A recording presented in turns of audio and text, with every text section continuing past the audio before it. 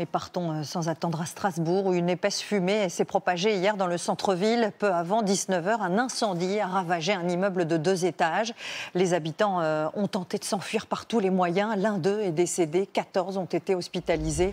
Et les enquêteurs étudient plusieurs pistes. Elias Hassani et Elisa Vaudelet sur place.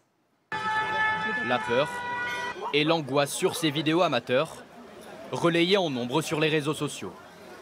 Il est 18h40 hier lorsqu'un incendie se déclare dans ce quartier populaire de Strasbourg. Les habitants rencontrés dans la soirée sont bouleversés. C'est émouvant ce qui s'est passé. Il y avait des enfants, des familles. Il ne voulait pas sauter. Et à la fin, on l'a dit, mais tu vas rester mourir. À la fin, il a sauté, nous on l'a attrapé. Sautés de leur fenêtre car tous étaient encerclés par les flammes. Une femme est restée bloquée sur le toit, secourue quelques instants plus tard par les pompiers. Bilan: un mort, un homme handicapé âgé d'une 50aine d'années, 14 personnes blessées, parmi lesquelles 2 enfants.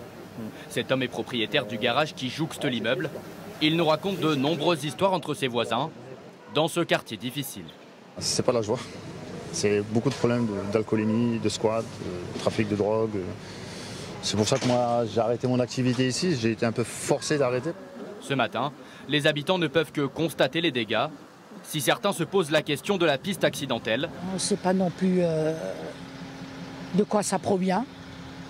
Est-ce que c'est une cigarette? Est-ce que c'est une bougie? On ne sait pas. C'est un peu incompréhensible parce que c'est quand même en pleine journée. Peut-être que la personne elle a fait quelque chose, je ne sais pas, ou elle a mis le feu accidentellement.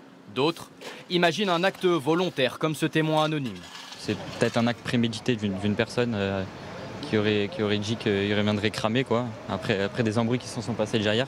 Si pour l'heure, aucune piste n'est privilégiée, un homme s'est rendu de lui-même à la police. Il est depuis en garde à vue. Cette personne a été interpellée puisqu'il est déterminé qu'elle est sortie avant l'incendie et également de nombreux témoins l'ont vu sortir juste avant et il s'est présenté spontanément en ayant déclaré avoir fait tomber une bougie sur un matelas. Une enquête a été ouverte par le parquet de Strasbourg pour incendie volontaire ayant entraîné la mort.